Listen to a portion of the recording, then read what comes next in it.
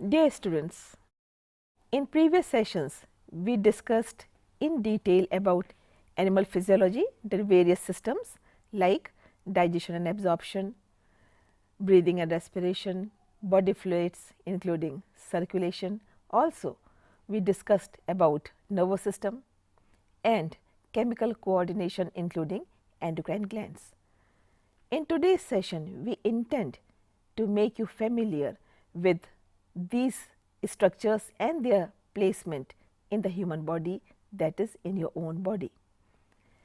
In digestion and absorption, as we have studied and discussed, that there is mouth, esophagus, stomach, different parts of stomach like cardiac and pyloric, then duodenum, small intestine, large intestine, rectum including anal canal, and then the anus. We also discussed about glands associated with alimentary canal like pancreas and also liver. It is very important for us children to know their real placement in relation to each other also.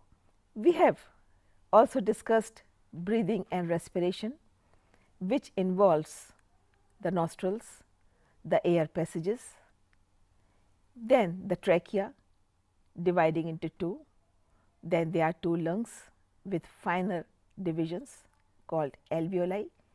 It is interesting to note their placement in the thoracic cavity in relation to heart in the center, and also the diaphragm and its utility, and how expiration and inspiration will take place and how breathing movement will go on. That is what we will see in this particular model. Let us now walk up to the model and see the placement of various respiratory organs in our body.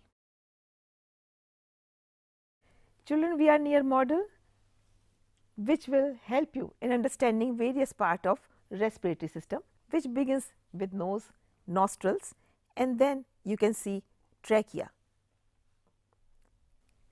Trachea has cartilaginous rings, and those rings you can see here, and onto the trachea you can see thyroid gland, because thyroid is placed onto the trachea.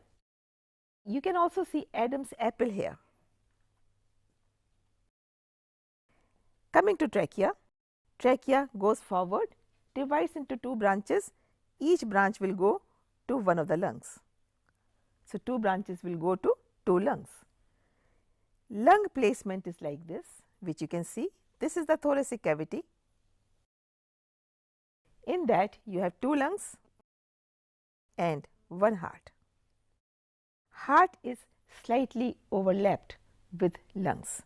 If I remove one lung, you can have a good look of heart position.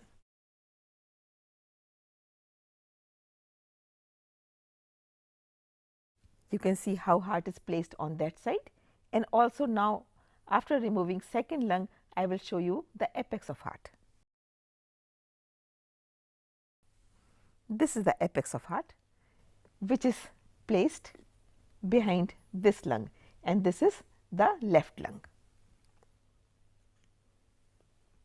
As is shown here, there are many divisions leading to alveoli, and alveoli is the final division which will allow gas exchange between blood and the air spaces in the lung. This lung function is possible because of airtight thoracic cavity, which is having lung of a particular size. If this thoracic cavity increases in size, then lung size will automatically increase and air will come in, which you call inspiration. And when thoracic cavity decreases in size, automatically lung has to decrease in size to keep the proportion, and hence air will go out, and that is called expiration. That means thoracic cavity has a big role to play, and that is also possible because of presence of diaphragm, which allows increase and decrease in the size of thoracic cavity, and also some muscles. So, this is the respiratory system which you have seen in this particular model.